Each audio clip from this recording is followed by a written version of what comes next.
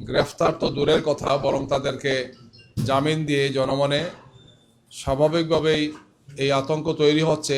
এই সময় নির্বাচনকে সামনে রেখে আমাদের অবস্থানকে প্রশ্নবিদ্ধ করা একটা অপপ্রয়াস, যে যখন এই হত্যাকাণ্ড হলো, হত্যাকাণ্ডের মামলা হলো, সুনির্দিষ্টভাবে মামলা দেওয়া হলো, নাম উল্লেখ করে আসামিদের মামলা দেওয়া হয়েছে, এটা এখনো তদন্তাধীন পর্যায়ে আছে। যেখানে নিহতের পরিবার কাঁদছেন, তার সন্তানরা কাঁদছেন, তার সহকর্মীরা কাঁদছেন। এই ঘটনায় সহানুভূতি জানানোর জন্যে বাংলাদেশ জামাত ইসলামীর পক্ষ থেকে আমাদের সম্মানিত আমিরে জামাত গতকালকে শ্রীবর্দীতে গিয়েছেন, রেজাউল করিমের পরিবারের সাথে সাক্ষাৎ করেছেন, শহীদের পরিবারকে সান্ত্বনা দিয়েছেন, তার শিশু সন্তানকে তুলে নিয়েছেন, তার কবর জিয়ারত করেছেন, এলাকাবাসীকে নিয়ে তিনি সেখানে দোয়া করেছেন। কিন্তু আজকে আমরা আশ্চর্য হয়ে লক্ষ্য করলাম যে এই চিহ্নিত সন্ত্রাসীরা উচ্চ আদালত থেকে এসে তারা জামিন নিয়েছেন। গতকালকে তাদের সেই মামলার শুনানি হয়েছে, আজকে আদালত তাদেরকে জামিন দিয়েছেন।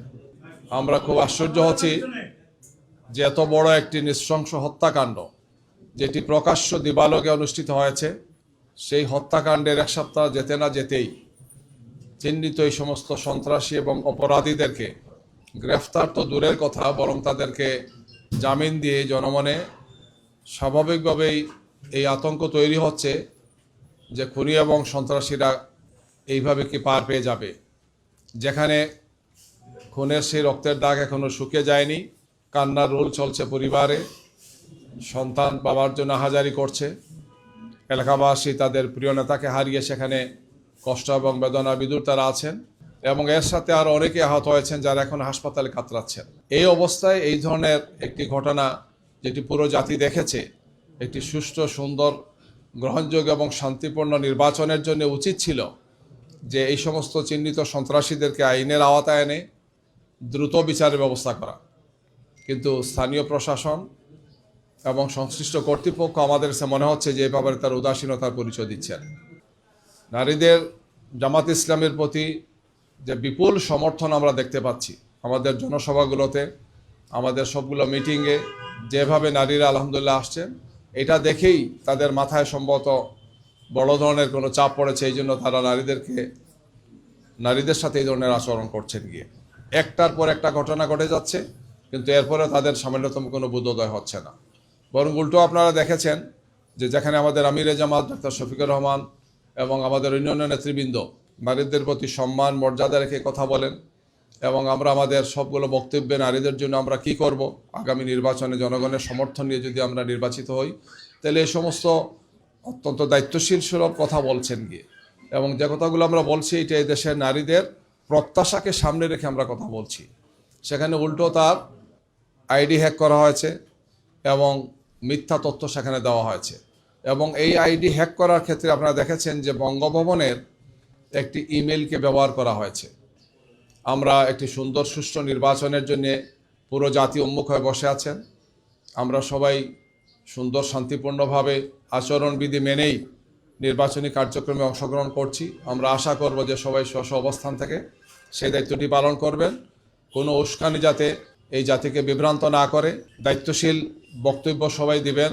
যে দলের পক্ষ থেকে নারীদের উপর ক্রমাগত হামলা হচ্ছে, সাইবার বুলিং হচ্ছে, শারীরিক টর্চার হচ্ছে, হিজাব খুলে নেওয়া হবে, তাদের এমন সব জামা খুলে নেওয়া যেগুলো আমরা মা বোনদের সাধারণতগুলো বলি না, তাদের নেতারা এগুলো বলছেন।